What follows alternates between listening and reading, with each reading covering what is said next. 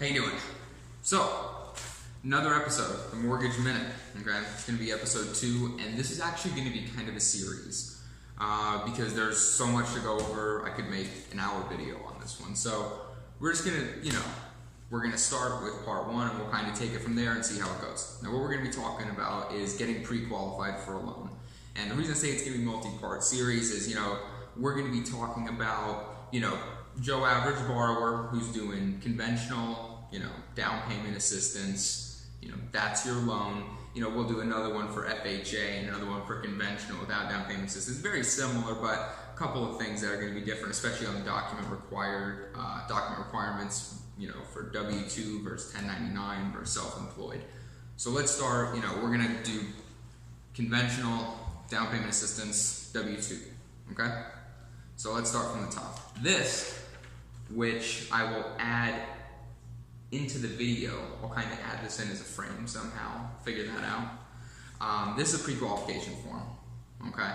So what I want to do is I want to explain to you kind of what the process looks like from our end and what this form means, okay? So in this example, we're talking about Joe and Maria. I just made these people up. So Joe and Maria go on Zillow and they find themselves the house of their dreams. They're like, okay, this is the one. They call the listing agent who's on there and say, hey, we're interested. He says, okay, fantastic. Come out and see the place. Or maybe they're working with a buyer's agent already, and buyer's agent found them the house of their dreams that they really like. And he says, okay, let's go take a look at it. So you head down there, you go see the house, it looks great, like, okay, we're ready to put an offer in. And your realtor is gonna go to you and say, okay, so you're gonna need a lender. Now, if you're with a reputable realtor who's been in the industry for a while, he'll usually have a good lender to recommend to you. But if you're kind of on your own looking for a lender, let's say you find someone, right? Okay. Say you find me, okay? Or let's say realtor referred you to me. Let's say you meet one of my realtor friends, okay, and they send you my way. What I'm gonna do is I'm gonna take down an application, okay? Now I'm gonna try to flash this pre-qualification form on your screen right now. And what I'd like you to look at is the lines highlighted in blue, okay? So that would be lines 7 through 15, okay? Now those lines in blue are things that I get from the application. So when I get your application from you, that's your 6 pieces of information, name, social security, income, date of birth, property address, current address, all those items, those are your pieces of information. I can pretty much gauge everything I need to know off of that. For instance, are you married, yes or no? Are you relying on the sale of another property in order to qualify? I'll know that because you'll have told me, or I'll see from the debt to income ratio that you can't support the 2 mortgages. So I would then mark that box. Go down. These are all things that I'll be able to gauge and fill out from the application. Things in pink are documentation that I will need from you or that I'll need to obtain through a third party. For instance, we're a W-2 borrower. Things I'm going to need from you. If you look at line 19, it also corresponds down here with line 27 with your credit liability documentation. Okay, that's a tri-merge credit report. So I'm going to pull your credit. That's one of the things I have to do in order to pre-qualify you to make sure that you qualify. Now, excuse me. We're really getting into the thick of things. The thick of everything here is what I meant to say. So, gotta have some water on deck. Now, here's what I'd like you to keep in mind. A lot of loan officers, and I've seen it happen all too many times, I have friends in the industry that this has happened to, will mark these little boxes, on lines 25 through 28. Yes, we've received borrowers' pay stubs, W-2s, personal tax returns, down payment, reserve documentation, or gift documentation, and the credit documentation. When in reality, they probably only received maybe pay stubs and a tri-merge credit report. Now, what I like to do, because I like to keep my realtor relationships in good shape, I like my borrowers to give me 5-star reviews at the end of our loans, is I actually collect all these documents, and any good loan officer should. I've seen way too many times where a borrower will come in and their W-2 and it's going to be an easy deal, right? And then when we order the tax transcripts from the IRS, after, right before we're getting ready to close, like a week before closing, we see you have a Schedule C and that you're losing $20,000 a year on it, and you no longer qualify for the house. Okay? That's going to ruin your day. It's going to ruin Realtor's day, and it's going to ruin my whole team's day. It's going to ruin my day too. So I don't want that to happen. I always get tax returns up front. So don't ever give your loan officer a hard time because he's trying to do his due diligence, because that stuff happens all the time. Okay? You got to do your due diligence when you're writing your pre-qualifications forms. I've seen it. I've worked with people where they've written pre-qual forms and it has completely done them in, and everyone's upset. It destroys professional relationships. You've gotten people's hopes up and it fell through because you didn't do your due diligence as a loan officer. So that's something to keep in mind as well. Okay, so, Joe and Maria here, getting back on track here. Went down a little rabbit hole, had to say a couple things there, now let's get back on track. So, Joe and Maria, they're both W-2 employees. Let's say Joe's a mechanic and Maria's a teacher, okay?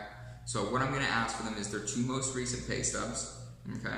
I'm gonna need 2 years of W-2s. So, today that would be 2016, 2017, but depending on when you watch this video, things may have changed. If this is a year from now, obviously it's going to be different.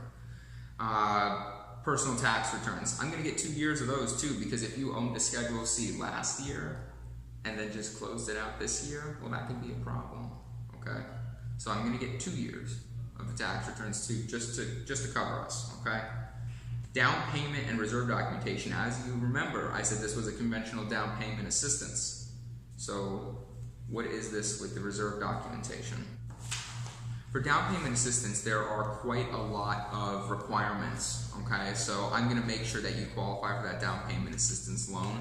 So when I say I got your down payment or reserve documentation when your down payment assistance, that means I've made sure that you qualify for the down payment assistance loan. Okay, so now that we've talked about getting pre-qualified, we've talked about some of the documentation involved. Let's talk about making an offer on a house. So the way I like to look at it is I'm your numbers guy and your realtor, he's your negotiator. So what I'm going to do is I'm going to say, okay, here's the lowest interest rate we can do. Let's get seller concessions to help cover some of these closing costs, anything that the down payment assistance won't cover. So let's say you have, $6,000 in closing costs, okay? And let's say after the down payment assistance has done your down payment, let's say you have an additional, $1,000 left over. So that's $1,000 off your $6,000 right there, okay? Then, you have a gift from your mom for $2,000. So you knocked out half that $6,000. So what I'm gonna do is I'm gonna put on there, we need at least the $3,000 in seller concessions in order to do this deal, so that, seller is gonna cover those closing costs. Now, a good realtor and a good realtor loan officer team will communicate back and forth what the best scenario is for the borrower, and then the realtor will negotiate that with the seller. So I'm your numbers guy. I work with your realtor to make sure you get the best deal, and your realtor works with the seller to make sure you get that deal. And that's kind of how it works. I hope this wasn't too wordy. It's only my second video I've done for you guys, so I tried to keep it organized. Tried to go through the list real good here. Wanted to make sure I touched on all the documentation. A couple things I just wanted to highlight on here. Please feel free. I will probably end up posting this on my business page soon. It's a good example here. But lines, 20 through 23, these are lines that you're really going to want to look at, okay? These are your max loan amounts. Your interest rate's going to be on here. Your total payment, including your tax and insurance, is going to be on here. It's going to show whether you have a fixed rate, an adjustable rate. I know you can't see this, obviously. So a fixed rate, adjustable rate, or a prepayment penalty. Now, prepayment penalty states that if you pay the loan off early, you have to pay a penalty for that. So this form will designate what kind of loan you're getting, what the numbers kind of look like. It's not an official document for your loan. Like this is, these things can all change, obviously. But it'll it gives, realtors some information on what the loan looks like from your end. It gives them a look at what it looks like from my end. Anyway, I hope you guys enjoyed this. I hope it was informative. I hope I was interesting to listen to. Please don't forget, comment below. Give me some suggestions on, other scenarios that you'd be interested in hearing about. I was thinking about maybe the next time, next post on this series will be something along the lines of self-employed underwriting qualifications, things I'm going to collect up front for the self-employed borrowers among you. Anyway, hope you have a fantastic day. Let me know what you think. Don't forget to like, don't forget to comment, share the video too if you found it interesting. If you're a realtor, share it with your borrowers, let them know this is what it takes to get pre-qualified. Anyway, hope you guys have a fantastic day, and I'll talk to you later on.